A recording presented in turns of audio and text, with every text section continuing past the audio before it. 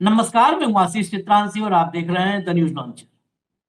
आज supreme court में कुलदीप सिंह सेंगर के अलावा एक और बड़ा मसला था और ये दूसरा वाला जो था, पहला वाला था इंसानियत बचेगी कि नहीं बचेगी और दूसरा वाला था धरती बचेगी कि नहीं बचेगी। गजब आज सुप्रीम कोर्ट में धरती बचने का मसला पर्यावरण से जुड़ा हुआ है और एक बार अगर ये धरती की तबाही शुरू हो गई तो धरती तबाह होकर रुकेगी। अब जिस सवाल के साथ मैं कार्यक्रम शुरू कर रहा हूं, ये सवाल ये है कि दिल्ली बचेगी या साहेब बचेंगे। जब हम धरती की और पर्यावरण की बात किए तो अरावली का मसला, जिस अरावली ने दिल्ली को आज तक सुरक्षित रखा है, और सिर्फ दिल्ली को नहीं, ये बहुत छोटी बात हो जाती है जब सिर्फ हम दिल्ली की बात करते हैं। पूरे के पूरे उत्तर भारत को, आप उस पूरे के पूरे जो आप थार है, थार का मरुस्थल, उसके पीछे चढ़ आप बढ़ते आइए और अरावली की रेंज को देखिए तो पूरा उत्तर भारत बचा के रखा है इस अरावली ने। तो पूरे उत्तर भारत का हम प्रतिनिधि मान ले दिल्ली को, तो सवाल शुरुआती यही है कि दिल्ली बचेगी या साहेब बचेंगे। अब ये हम क्यों कहे? दरअसल 1000 किलोमीटर 1000 किलोमीटर मोदी के खिलाफ लाखों सड़कों पर उतरने वाले थे। 1000 किलोमीटर, मुझे लगता है ये सबसे बड़ा आंदोलन होता जो यात्रा होनी थी। और इस यात्रा के, इस आंदोलन का के जो ट्रेलर को हमने देखा, वो ट्रेलर दोनों गुजरातियों की सत्ता के लिए बहुत ही अशुभ संकेत थे, भयंकर अशुभ संकेत। इसी बीच में इस आंदोलन का ऐलान हो चुका था, ट्रेलर सड़कों पर देखा जा रहा था, वीडियोज आ रहे थे। उसी बीच आज सुप्रीम कोर्ट ने रोक लगा दी, स्टे, एक और स्टे। अब फिर मैंने पहले जो कहा था उसको आखिर से जोड़िए कि इस स्टे से दिल्ली बचेगी या साहेब बचेंगे। बस यही सवाल है। ले आइए हेमंत जी को, लाइए फटाफट लाइए। स्वागत है हेमंत भाई। दिल्ली बचेगी या साहेब बचेंगे, यही तय करना है। मैं आपको खबर दिखा देता हूं, भैया खबर लाओ फटाफट। अरावली पर सुप्रीम कोर्ट ने अपने ही फैसले पर लगाई रोक, अपने ही फैसले पर लगाई रोक। गवई का फैसला था। सीजेआई की बेंच केंद्र समेत राज्यों को जारी किया नोटिस। सीजेआई की बेंच ने केंद्र समेत राज्यों को जारी किया नोटिस। आगे बढ़िए। अरावली के सुप्रीम कोर्ट की अपने ही आदेश पर रोक, 21 जनवरी तक खनन भी नहीं होगा, राजस्थान सहित 4 राज्यों से मांगा जवाब। आगे बढ़िए। Supreme Court stage new Aravallis definition, Unnao convicts bail on hold. इसने दोनों फैसलों को लिया एक साथ। चलिए आगे बढ़िए, फटाफट आगे बढ़िए, जरा सुनवा भी दीजिए, इसके बाद रिएक्शन क्या है।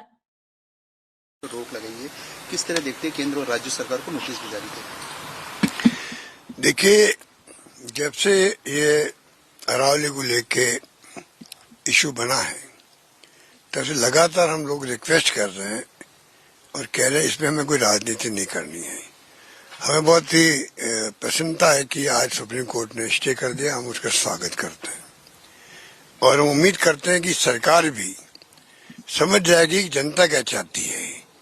पूरे चारों प्रदेशों की जनता ने भी, देश ने भी जिस प्रकार से आंदोलन में भाग लिया, सड़कों पर उतरे हों, चाहे वो मीडिया में दिए हों, चाहे वो आंदोलन किए हों किसी न किसी रूप में, तो ये समझ के परे हैं कि मंत्री जी समझ क्यों नहीं पा रहे हैं। जिस प्रकार वो जिद्दी स्वभाव के बने हुए थे, हमने, ये मेरा 5वां रिकॉर्डिंग हुआ आज से। बार बार मैं बोलता हूँ कि भाई हमें राजनीति नहीं करनी है, पर ये इश्यू ऐसा आने वाली जनरेशन के लिए भी ये घातक होगा। अरावली पहाड़ी है, नहीं रहेगी तो क्या होगा, ये मुझसे ज्यादा पूरा देश जानता है, वैज्ञानिक जानते हैं, पर्यावरणविद जानते हैं, तो ये सरकार क्यों नहीं समझ पा रही है। अब मुझे उम्मीद है कि जो सुप्रीम कोर्ट ने 2-2 का फैसला दिया है, पहली सुनवाई के अंदर शियो मोटो केस अपने हाथ में लेकर करके स्टे किया है, इसके अपने मायने होना ये समझना चाहिए। मैं उम्मीद करता हूँ कि नए सिरे से जो प्रस्ताव जाएगा उसमें स्वतः इस बात का आभास होगा कि सरकार की अप्रोच बदली है पब्लिक इंटरेस्ट के अंदर। एक बात मैं और कहना चाहूंगा इस मौके पर, पहले कमेटी बनी थी सीईसी, सीधा रिपोर्ट करती थी सुप्रीम कोर्ट को, उसको खत्म क्यों किया गया? इसका जवाब दें मंत्री जी। खत्म करके सीईसी के नाम से ही अपने विभाग में कमेटी बना दी है। वो असेसमेंट करके रिपोर्ट किसको देगी? सरकार को देगी। सरकार चाहे उस रिपोर्ट को एक्सेप्ट कर ले या कुछ भी कर ले, पहले वाली रिपोर्ट सीधी सुप्रीम कोर्ट को पेश होती थी। उसका महत्व था। वो समिति जो कमेटी थी, एक्टिविस्ट की थी, एक्सपर्ट की थी, वो सुप्रीम कोर्ट ने खुद ही बनाई हुई थी। नॉमिनेशन भी सुप्रीम कोर्ट खुद करता था। उस कमेटी को वापस बनवा दीजिए, आधा समस्या आपकी सरकार की हल हो जाएगी। लोग समझ जाएंगे कि अब जो फैसले होंगे वो सुप्रीम कोर्ट की एक्सपर्ट कमेटी की राय के आधार पर होंगे। आपका जो न्याय मित्र था उसने भी इस्तीफा दे दिया था। क्यों इस्तीफा दिया? ये रहस्य बना हुआ है। हालांकि मैंने सुना है कि सुप्रीम कोर्ट ने आज उसी को वापस न्याय मित्र घोषित किया है। मैं उम्मीद करता हूं कि अब जो गाड़ी पटरी उतर गई थी वापस लाइन पे आएगी, ये मेरा मानना। और मैं सभी एक्टिविस्ट को, एनजीओ को, युवाओं को, छात्रों को, नौजवानों को बधाई देना चाहूंगा कि आप सब ने जिस प्रकार से इस इश्यू को इमीडिएटली कैच किया, जो और कैच करके जो आपने अपना आंदोलन प्रारंभ किया, भागीदारी निभाई, उसके लिए आप धन्यवाद के पात्र हो, बधाई के पात्र हो। धन्यवाद। ये बहुत सारी चीजें मैं सबसे पहले इसलिए सुनवाया था, हटा दीजिए सबसे पहले इसलिए सुनवाया था, इसमें बहुत सारी क्लियरिटी है, क्योंकि अशोक गहलोत इस पूरे विषय को बहुत करीब से जानते हैं, अरावली के विषय को। जो न्याय मित्र की बात की, अगर मुझे याददाश्त दुरुस्त है तो शायद परमेश्वरन इसमें न्याय मित्र थे, जिनको जिनकी इस्तीफे की बात अभी आई। जो सीईसी थी, एम्पावर्ड कमेटी सुप्रीम कोर्ट की थी, उस एम्पावर्ड कमेटी के मुखिया, शायद अगर नाम दुरुस्त है, क्योंकि तत्काल खबर आई तो तत्काल हमें बैठना पड़ा, नहीं तो थोड़ा बहुत हम लोग भी होमवर्क करते हैं, शायद सिद्धांत दास थे। सिद्धांत दास ने स्पष्ट रूप से, जब सुप्रीम कोर्ट का ये बयान आया तो उन्होंने कहा कि हमने, क्योंकि जो हलफनामा दिया था केंद्र ने, देखिए केंद्र कैसे छिप रही है, हम एकदम बार बार कह रहे हैं कि हम घर तक पहुंचाते हैं, हम तथ्यों को लेके आते हैं। हाँ बिल्कुल, ये झूठ है, ये सब छिप रहे हैं कि सुप्रीम कोर्ट का आदेश है। गवई के पीछे मत छिपो। गवई तो जो किया है, वो गवई का एक इंटरव्यू था, मैंने देखा कि पसीने छूट रहे थे। इस देश में कोई पुरुष सीजीआई और इंटरव्यू में जवाब न दे पाए, पसीने छूटे, हकलाने लगे, इससे ज्यादा दुर्भाग्य नहीं है उसका। तो गवई ने जो किया वो तो छोड़ दो, गवई ने जो किया था, सुप्रीम कोर्ट में केंद्र ने, मोदी की सरकार ने झूठा हलफनामा दिया था। मैं हेमंत भाई आ रहा हूं आपके पास, बहुत महत्वपूर्ण झूठा हलफनामा, उसमें लिखा था कि सीईसी ने रेकमेंड किया है, जबकि सिद्धांत दास सामने आए और उन्होंने कहा सीईसी ने नहीं, इसके एक मेंबर की निजी राय कोई सीईसी की राय कह रहा है। और अब मैं गहलोत साहब को भी कह दूं कि इनसे भी मेरी ना इत्तेफाकी है। ये कह रहे दोबारा सीईसी बना दिया जाए। अरे दोबारा सीईसी में पता चलेगा सब नागपुर वाले ठप्पा वाले आ जाएंगे, कह रहे आधा काम हो जाएगा। अरे वो पूरा काम कर देंगे, तब तो ये कहने लायक भी नहीं रहोगे कि सीईसी ने नहीं रेकमेंड किया है।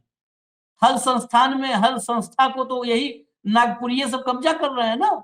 नागपुरिये मतलब संघ ही कह रहा हूं, बाकी नागपुर के लोग नहीं कह रहा हूं, क्षमा करें अगर किसी को उससे वो लगे तो खैर, मैं और एक दो बाइट है, एक मैं जयराम रमेश को, क्योंकि जयराम रमेश ने कल ही चिट्ठी लिखी थी 4 सवालों के साथ। हम बहुत इनकी आलोचना भी करते हैं, लेकिन चलो कुछ तो अच्छा काम कर रहे हैं तो दिखाना भी जरूरी है, यही हमारा सिद्धांत है। हमारी पार्टी भारतीय राष्ट्रीय कांग्रेस तो आज के सुप्रीम कोर्ट के आदेश का स्वागत करती है। जो परिभाषा बदलने की कोशिश की गई थी मोदी सरकार द्वारा कि अरावली पर्वत वाला जो 35 जिले से जाती है और 4 राज्यों में है, दिल्ली, राजस्थान, हरियाणा और गुजरात, और पर्यावरण के संदर्भ में, पर्यावरण के नजरिए से बहुत संवेदनशील इकोलॉजी है, ये इकोसिस्टम है। इसकी परिभाषा बदलने में लगे हुए थे कि सिर्फ 100 मीटर के ऊपर जो पर्वत हैं उनको अरावली कहा जाना चाहिए। इसका मकसद तो एक ही था कि खनन के जो खान हैं, जो खान के भंडार हैं, जो माइंस हैं, माइनिंग एक्टिविटी हैं, बिल्डिंग, कंस्ट्रक्शन, रियल एस्टेट और सभी को और बढ़ावा दें अरावली में। पहले से ही अरावली बहुत नुकसान स्थिति में है। आप देख रहे हैं अरावली में हरियाली बहुत कम हो गई है, इरोड हो गया है, विनाश हुआ है कई जगहों में। उसको और भी मुसीबत डालने के लिए उन्होंने नई परिभाषा ढूंढ निकाली और इस परिभाषा का विरोध सबने किया। फॉरेस्ट सर्वे ऑफ इंडिया ने किया, central empowered committee, supreme court. बाकी सारी बातें हम लोग, मैं तो कम से कम 3 प्रोग्राम पहले कर चुका हूं, तो एक एक बात इसमें बताया हूँ। अरावली की क्या स्थिति है, अरावली की महत्ता क्या है। जयराम भी पहले पर्यावरण मंत्री रहे हुए हैं, तो इसलिए इनको भी उसमें लगता है कि इस बारे में जानकारी ठीक ठाक है, इसलिए वो चले जा रहे हैं उसके इतिहास में और डिटेल में। आगे मैं नेक्स्ट पार्ट में मैं रुक रहा हूं हेमंत भाई के पास चलने के लिए, लेकिन जो अगला हिस्सा हम दिखाएंगे वो इस पहले हिस्से को डिकोड करेगा। इस स्टे का अगले हिस्से से बहुत बड़ा कनेक्शन है, तो अगला हिस्सा जरा इंतजार कीजिएगा। अभी हेमंत भाई के पास चलते हैं। कोर्ट में आज, अदालत में आज क्या हुआ, हूबहू मतलब तथ्यों के साथ जरा सुनते हैं, फिर एनालिसिस हो पाएगा बेहतर। हेमंत भाई। आशीष भाई नमस्कार, आपको सारे दर्शक साथियों को भी।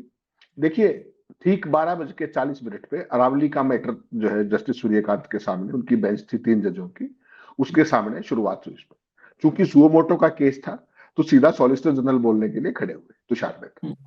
कोर्ट ऑन कोर्ट दोनों का बताऊंगा जो उन्होंने कहा, इसमें कोई बहस वहस बहुतबाजी नहीं है, इसके ऊपर सीधा सीधा ये एसजी तुषार मेहता ने कहा कोर्ट ने ऊंचाई वगैरह सहित कुछ मुद्दों पर फैसला करने के लिए कमेटी बनाई थी। कोर्ट ने एक्सपर्ट कमेटी की रिपोर्ट मान ली। कोर्ट ने यह भी कहा कि एक्सपर्ट्स द्वारा एमपीएमएस प्लान बनाया जाना चाहिए। जब तक आपके लॉर्डशिप इस पर मंजूरी की मोहर नहीं लगा देते, यह लागू नहीं होगा। जो कोई भी इसका विरोध करना चाहता है वो बोल ही रहे थे, इतने में सीजीआई बोल पड़े। जस्टिस सूर्यकांत ने शुरू किया और फिर वो मोनोलॉग है पूरा जो उन्होंने कहा सीधे ऑर्डर पे, सीधा ऑर्डर। सीजीआई कहते हैं सूर्यकांत, बेंच थी 3 जजों की, हमें लगता है कि कमेटी की रिपोर्ट और इस कोर्ट की टिप्पणियों को गलत समझा जा रहा है। ध्यान से सुनिएगा, एक एक कॉमा फुल स्टॉप ध्यान से सुनिएगा। खेल कुछ स्पष्टीकरण की जरूरत है। रिपोर्ट या इस कोर्ट के निर्देश को लागू करने से पहले एक निष्पक्ष स्वतंत्र एक्सपर्ट की राय पर विचार किया जाना चाहिए। ठीक, यह कदम निश्चित मार्गदर्शन के लिए जरूरी है। क्या अरावली पहाड़ियों और पर्वतमालाओं की परिभाषा से कोई संरचनात्मक विरोधाभास पैदा होता है?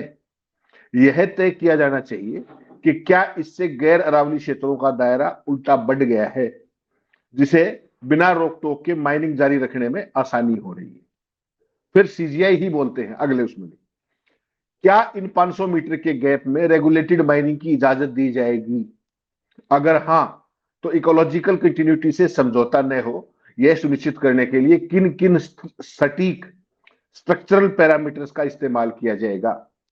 क्या यह चिंता है कि 12,081 में से 1,048 पहाड़ियां 100 मीटर की ऊंचाई की सीमा को पूरा करती हैं, तथ्यात्मक और वैज्ञानिक रूप से सही है?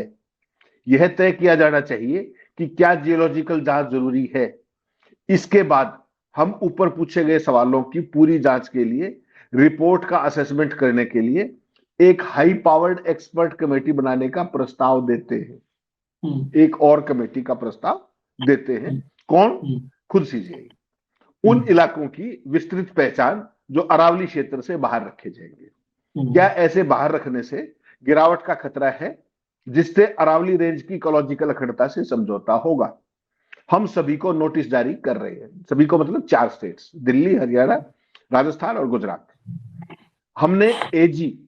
हमने एजी और श्री परमेश्वरन से मदद करने का अनुरोध किया है। आप हमें बताएंगे कि कमेटी की संरचना कैसी होनी चाहिए। सॉलिसिटर जनरल कहते हैं आपके लॉर्डशिप को उस एरिया को तय करना होगा जिसमें कमेटी जाएगी कमेटी बनाने से पहले, यानी which area to be addressed. तो सीजीआई कहते हैं हम यह जरूर समझते हैं कि कमेटी की सिफारिश और इस कोर्ट के निर्देशों को अभी रोक दिया जाए। अबेंस अपनी जो डायरेक्शन थी उन्हीं को अबेयंस में रख दिया जाए, स्थगित कर दिया जाए। कमेटी बनने तक स्टे जारी रहेगा, कमेटी का गठन, और उसके बाद क्या रिपोर्ट और क्या। और जो नोटिस हुआ है आशीष भाई, वो 21 जनवरी के लिए जारी किया गया है, और 4 हफ्ते का ये नोटिस है, और इस दौरान किसी भी तरह की माइनिंग एक्टिविटी ना करने के आदेश भी दिए गए। ये आज सुप्रीम कोर्ट का कोट एंड कोट 2.5 से 3 मिनट का पूरी प्रोसीडिंग थी। तो कमेटी की रिपोर्ट, कमेटी पे जो झाल जो आपने सारा बताया, उसके बाद एक और कमेटी, इससे आगे मैं कुछ नहीं कहूंगा। नहीं, इसके आगे तो मैं कह देता हूँ। एक बात बताइए, मुझे बड़ा मतलब इसमें मुझे लगता है कि ये तुरंत स्टे के बजाय इस पर बहस होनी चाहिए थी। ये क्या है ना, पॉलिटिकल लोग और खासकर आज का विपक्ष में क्यों कहता हूं बार बार हारते हैं, क्योंकि ये बार बार ट्रैप में आते हैं। ये चाहे या अनचाहे ट्रैप में आते हैं, मतलब जानबूझ के ट्रैप में आते हैं कि आना ही हमको ट्रैप में है। शिकार ये जानता है कि मुझे जाल में फंसना है, चलो खुद ही जाल में जाके फंस जाते हैं। बिना उछल कूद करके फंसेंगे तो हो सकता है खरोच आवे, हाथ पैर नाक टूटे, तो उससे अच्छा खुद फंस जाए। तो या तो ट्रैप में जानबूझकर विपक्ष के नेता फंसते हैं, या अनजाने में फंस जाते हैं कि इतने मूर्ख हैं। इतने जल्दी जो जश्न की बात करते हैं, 2-3 बातें हैं। 4 राज्यों से जवाब मांगा है, 4 राज्यों को नोटिस जारी किया है ना हेमंत भाई। मैं आता हूं पॉइंट बाय पॉइंट, यही आपसे समझूंगा, और फिर अभी आपको दिखाता हूं कुछ। 4 राज्य में कौन है? राजस्थान है, हरियाणा है, दिल्ली है और गुजरात है। 4 राज्यों में किसकी सरकारें हैं?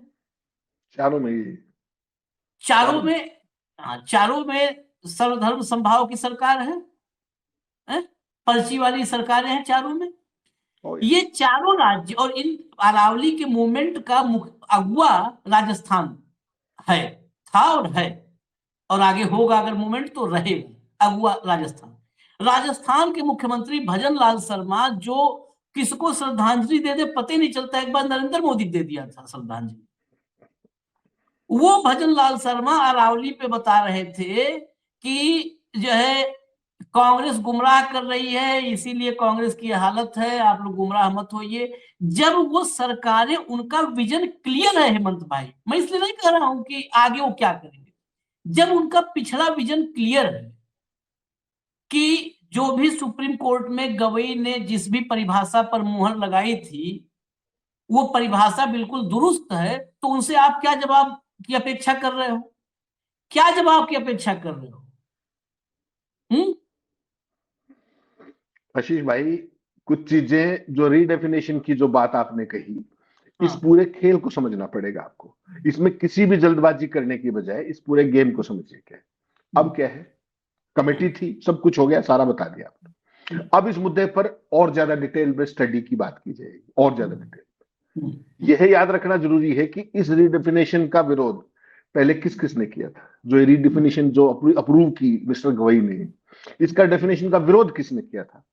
इस देश में सबसे बड़ी चीज क्या है? Forest survey of India. उन्होंने विरोध किया था कि नहीं किया था?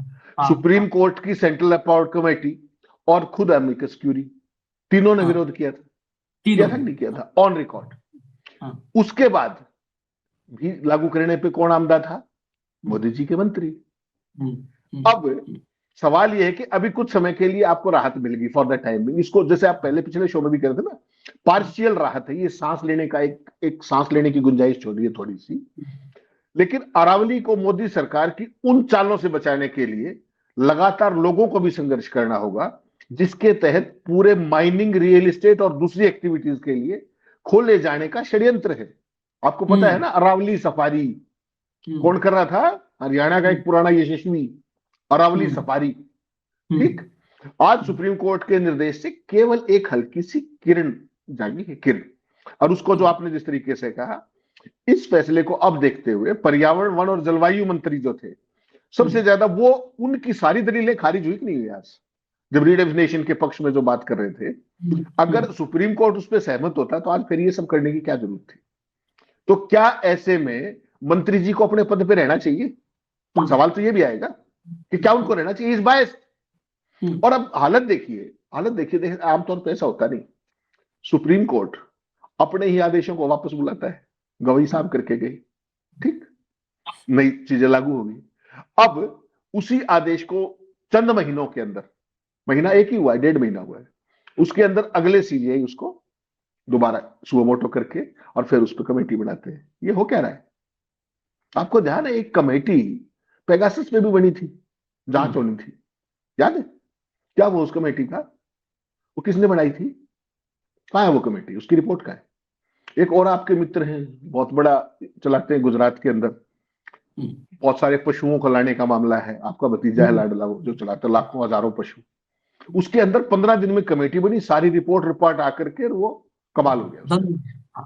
कमाल, ऐसा आपने इस देश में किसी मामले में ऐसा द्रुत कार्रवाई नहीं देखी होगी। अब इस मामले के अंदर एक और कमेटी बना दी जाएगी। आप मतलब समझ रहे हैं इसका? ये केवल जो बिल्डअप हो रहा था मौसम का, जो माहौल बन रहा था, जैसा आपने कहा अरावली बचेगी या साहब बचेगी या जो भी बचेंगे, जैसा आपने कहा शुरुआत में, ये वही स्थिति है। अल्टीमेटली जो गिद्ध दृष्टि है वो अरावली की माइनिंग पे प्लस रियल एस्टेट पे है, ठीक? और उसमें भी कौन सी वेस्टेड इंटरेस्ट है वो आपको और मुझे बताने की जरूरत नहीं, इस देश के लोगों को पता है कि राष्ट्रीय सेठ कौन है और कैसे है।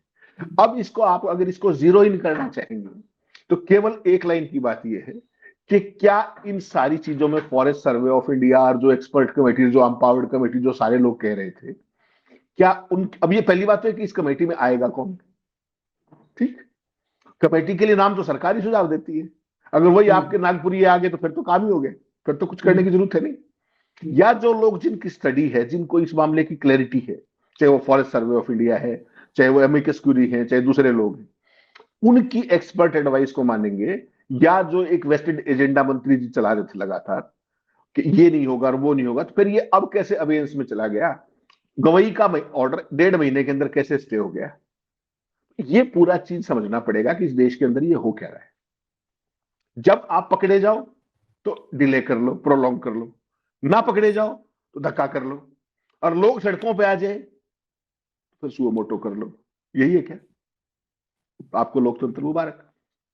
आपने जो कहा ना कि कमेटी 2 कमेटी का आपने जिक्र किया, एक कमेटी वही सेठ जी के बेटे वाली बनतारा पशु वाली, वो कमेटी पीएसएलवी पर सवाल थी, वो 100 से उड़ गई, और दूसरी पेगासस वाली वो बैलगाड़ी पे बैठी है, वो 9 दिन चले 2.5 कोस, वो चली रही है, वो चलती जाएगी।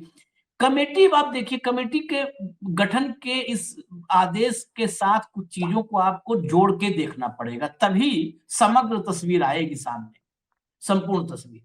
ये जो परमेश्वरन है एमिकस क्यूरी, इन्होंने गवई के सामने पावर पॉइंट प्रेजेंटेशन दिया था हेमंत भाई, पावर पॉइंट प्रेजेंटेशन पीपीटी, उसके बावजूद, और किस पर? आज जो मसले रखे जा रहे हैं जिन पर और गहराई से कमेटी विचार करेगी, वही विचार ही उन्होंने रखा था, उससे ज्यादा गहराई से क्या अरावली को उल्टा खोद दोगे गहरा करने के लिए? उससे ज्यादा क्या गहराई में जाओगे? पावर पॉइंट प्रेजेंटेशन के बावजूद गवई ने जाते जाते रिटायरमेंट के 3 दिन पहले इस परिभाषा पर मुहर लगाई थी अरावली के। अब सवाल यह है कि कमेटी में कौन लोग आएंगे? वो जो लोग भूगोल को और पर्यावरण को व्हाट्सएप यूनिवर्सिटी से पढ़े हैं वो आएंगे, या जो अरावली को समझते हैं वो आएंगे? ये बहुत महत्वपूर्ण है। अरावली को समझने वाले आएंगे, या हमने कई एक्सपर्ट्स को सुनाया, एक एक्सपर्ट की बाइट है, जरा सुनाइए तो, सुनाइए फिर। Honorable Supreme Court has actually put its previous order of 20th November in abeyance. It's kept it in abeyance, primarily asking for reconstitution of expert committee.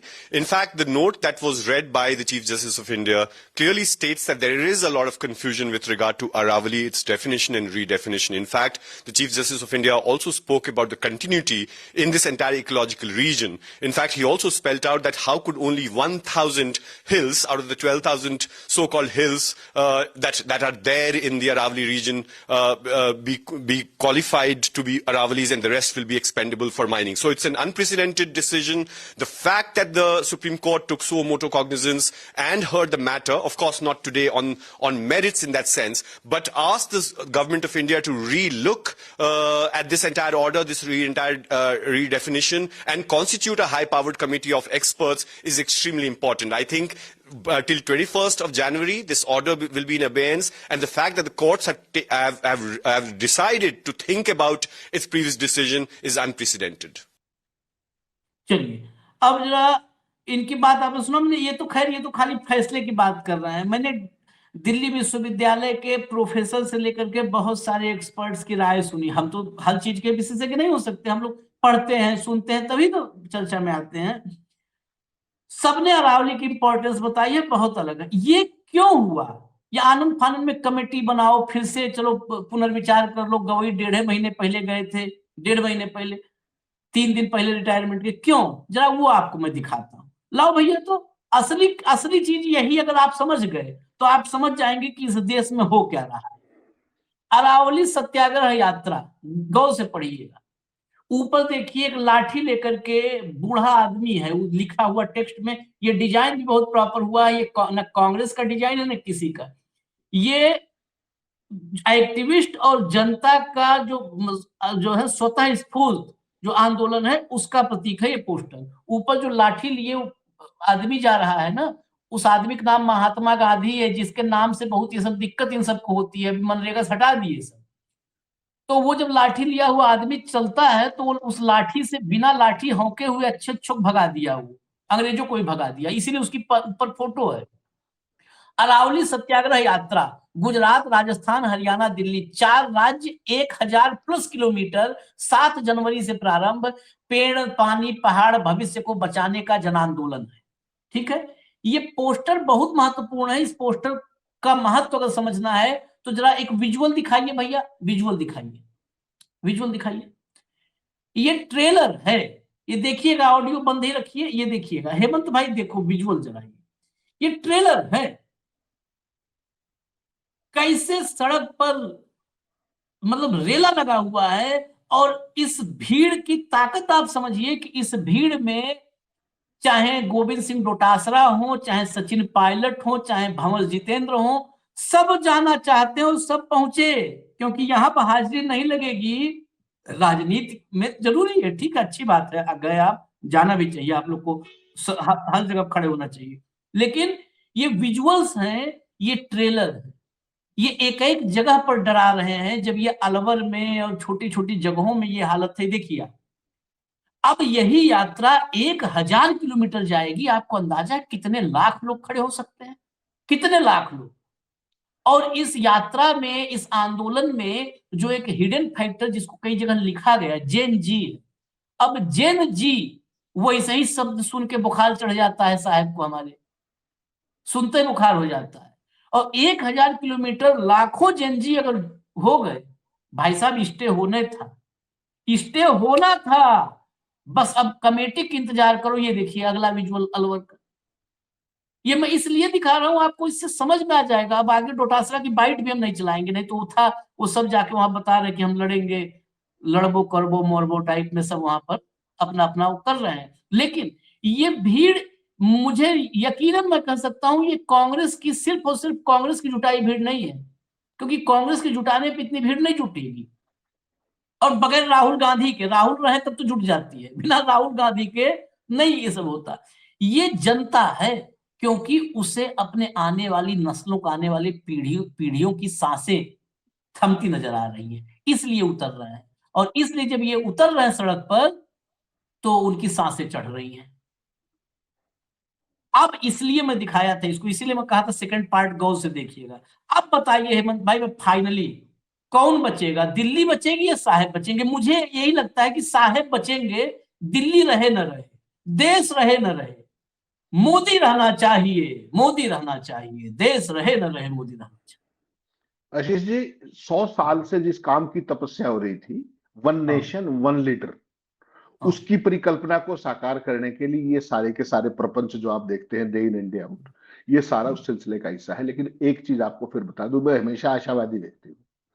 जो इतनी मजबूत सरकार, जिसका डंका अमेरिका से भी आगे तक बजता है, वो दिल्ली के इंडिया गेट पर 4 महिलाओं को एक साथ नहीं बैठने देती, पीड़िता को। आप जो ये दिखा रहे थे, ये क्या है पता है आपको? ये बवंडर है, ये जन सैलाब है। इसलिए ये सुओ मोटो, ये सारी चीजें ही मैंने इशारों में कुछ बातें कही थी आपको। अब अब जो पूरे पॉमेरियन मीडिया से लेकर के जितने पूंजीपति हैं, जो आपके दानदाता हैं, जो आपके क्या फाइनेंसर्स हैं, राष्ट्रीय सेठ, वो सारे अब इस पूरे अरावली वाले मसले पर खुल करके बैटिंग करेंगे। विपक्ष को बदनाम करने के लिए पूरा एक सिलसिला अभियान चलेगा कि इन्होंने पूरे देश को गुमराह करने की कोशिश की अरावली के नाम पर, क्योंकि उनका पूरा इकोसिस्टम है। साउथ ब्लॉक से जो स्क्रिप्ट आएगी उसको सुबह से शाम तक लगातार आप देखेंगे चैनलों पे, प्रचार पत्रों में। परसों मैंने तमाम अखबारों में देखा, एडिटोरियल थे भाई कि अरावली को लेकर के ये विरोध गलत है। सोचिए आप, प्रचार पत्रों का काम आंदोलन को गलत ठहराना काम हो गया है नए भारत के अंदर। तो अब जो मैं तो आपको कल जब शाम को हम बात कर रहे थे इसी मसले के ऊपर, मैंने आपको क्या कहा था कि केवल जब आपने कहा 18 घंटे बाकी है, भी मैंने क्या कहा था आशीष भाई, ये दोनों पे स्टे होना है, कोई लंबी चौड़ी कहानी है नहीं। क्यों? क्योंकि सेफ्टी वाल, तो सेफ्टी वाल इन्वोक की है। जब भी कोई झगड़ा होता है तो सेफ्टी वाल इन्वोक हो जाती है। अब देखना यह है, जो मैं आपको आज बता सकता हूं सीक्वेंस ऑफ इवेंट क्या होगी, सारे प्राइम टाइम, सारे प्रचार पत्र, ठीक। अब पूरा माहौल ये बनाएंगे कि अरावली के अंदर जो सरकार कर रही थी वो ठीक था, रीडेफिनेशन ठीक थी, विपक्ष विकास विरोधी है, विपक्ष लोगों को भड़काता है, वो पूरा एक नैरेटिव अब चलाया जाएगा पूरे धुआंधार तरीके से। और जब कभी मौका लग गया, जैसे आपके भतीजे वाली जो बताई ना मैंने आपको, वनतारा वाली कैसे कमेटी बनी, कैसे कटाक्ष से वो हुआ, जिस दिन दांव लग गया, ये दांव की तलाश में रहते हैं। आप क्या सोचते हो, कृषि कानून वापस लेकर के खुश थे क्या वो? ना, तपस्या में कमी रह गई थी। तो उस तपस्या को लगातार बढ़ा रहे हैं वो, लगातार। तमाम आपने एग्रीकल्चर एक्सपर्ट्स देखे होंगे क्या कहते हैं कि वो कानून बहुत अच्छे थे, उनको ये करना चाहिए। तो बेसिकली जो चीज ये लेके आए हैं और जिसको इनको वापस लेना पड़ा है, तो ये मान के चलिएगा ये उस मुद्दे को छोड़ते नहीं, ये मौके की दाव में रहते कि मौके की तलाश लगे और धीरे से उस काम को अटका दो। संसद में कैसे पास करते हैं वो भी आपने देखा, संसद के बाहर क्या करते हैं वो भी आपने देखा। ये जो कुछ हुआ है ये आप तय मान के चलिए, ये साधुवाद जाता है उन पर्यावरणविदों को, उन कार्यकर्ताओं को। किसी पॉलिटिकल पार्टी से आपको कोई वास्ता नहीं है, जो सड़कों पर उतरे, जिन्होंने इस मानवता को, दिल्ली की सांसों को बचाने का काम किया। और मेरी सभी सद्भावना उनके साथ है, सद्कामनाएं उनके साथ है कि वो अपने इस मिशन पे पीछे ना हटे। सरकार और उसका तंत्र रह रहकर बार बार टक्कर मार के कोशिश करेगा कि ये खेल हो जाए, इसलिए आपको हर पल सजग रहना पड़ेगा। मेरा केवल इतना कहना है। चलिए, ये एक्सपर्ट्स हमें नजर बस एक चीज पर रखनी है, और ये जितने ये अरावली बचाव के लिए जितने संगठित हुए हैं, एक्सपर्ट्स से लेकर के और युवा तक, जिंजी तक, खासकर मैं एक्सपर्ट से ये बात कहूंगा, निवेदन करूंगा, अगर हमारी आवाज उन तक जाए तो जो भी कमेटी बनेगी उस कमेटी पर नजर रखिएगा। क्योंकि ये जो अखबारों में एडिटोरियल लिख करके जस्टिफाई करते हैं कि विकास वहीं से रुका हुआ है, वो निर्मल बाबा टाइप की गोलगप्पा खा लो, कृपा वहीं से रुकी हुई है, बस सारा विकास हो गया था, बस अरावली से रुका हुआ है, बस भारत विश्वगुरु अरावली की वजह से नहीं बन पा रहा, खुद तो इसको बन जाएंगे। तो ये जितने निर्मल बाबा टाइप एक्सपर्ट घूम रहे हैं ना, इनको मैं बहुत अच्छे से जानता हूँ, कईयों को मैं निजी रूप से जान रहा हूँ इन एक्सपर्ट्स को। कृषि बिल आया, कृषि बिल में वो ऐसा बिल था जिसमें एक भी स्टेक होल्डर को नहीं शामिल किया गया, न किसान को, न असली किसान एक्सपर्ट को। और जितने लिखे कि ये किसानों के लिए बहुत बड़ा वो है, किसान एकदम यहाँ का मर्सिडीज में घूमेगा, मैं यकीनन बता रहा हूं, मेरे साथ चले, खेत बाड़ी बहुत हम तो खुद भी टमाटर धनिया बोए हैं, धनिया पुदीना सामने रख देंगे और कहेंगे जरा धनिया काट दो, तो पक्का पुदीना काट देंगे सर, और कहेंगे, लिखेंगे आगे एग्रीकल्चर एक्सपर्ट, कृषि विशेषज्ञ। अरे पहले जाओ धनिया पुदीना का अंतर समझो, तब विशेषज्ञ बनना। 5,000 रुपए के चेक पे एडिटोरियल लिखने वालों, 5,000 रुपया का चेक में तो क्या क्या तुम लोग से लिखवा ले आदमी, हमको पता नहीं है। अखबारों में एक्सपर्ट के रूप में लिखने वालों किसी कहे तो कितने लोगों का, सरकार वैसे ही नाराज रहती, इसलिए हम इनको नहीं बोलते कि ये सब भी नाराज हो जाएंगे, सब नाराज हो जाएगा पूरा दुनिया हमसे। नहीं, एक्सपर्ट इनके पता है किस चीज के एक्सपर्ट है, एक ही चीज के सब एक्सपर्ट है, रुपया के एक्सपर्ट। इन्हें देखो, ये बिना थूक लगाए दंदन 5,000 रुपया गिन के जेब में रख लेते हैं एडिटोरियल लिखने का, बिना थूक लगाए गिनते, सर एक चीज के एक्सपर्ट है, सब रुपया। इन्हें रुपया दो चिल्लर सबसे तेज गिन देंगे, मशीन से तेज चिल्लर गिनने में एक्सपर्ट है ये सब। देश की कोई इनको परवाह नहीं है। खैर, इजाजत दीजिए हमें, एक्सपर्ट कमेटी पर नजर रखिएगा, आप भी रखिएगा, हम लोग एक्सपर्ट नहीं हैं, हम तो साफ कहते हैं, लेकिन एक्सपर्ट्स की आंखों से हम नजर रखते हैं, क्योंकि हम जो एक्सपर्ट हैं, जो समझ जिनको है, उनसे हम बातचीत करते रहते हैं, तो हमारी नजर तो रहेगी ही रहेगी। धन्यवाद हेमंत भाई, बहुत बहुत धन्यवाद, नमस्कार।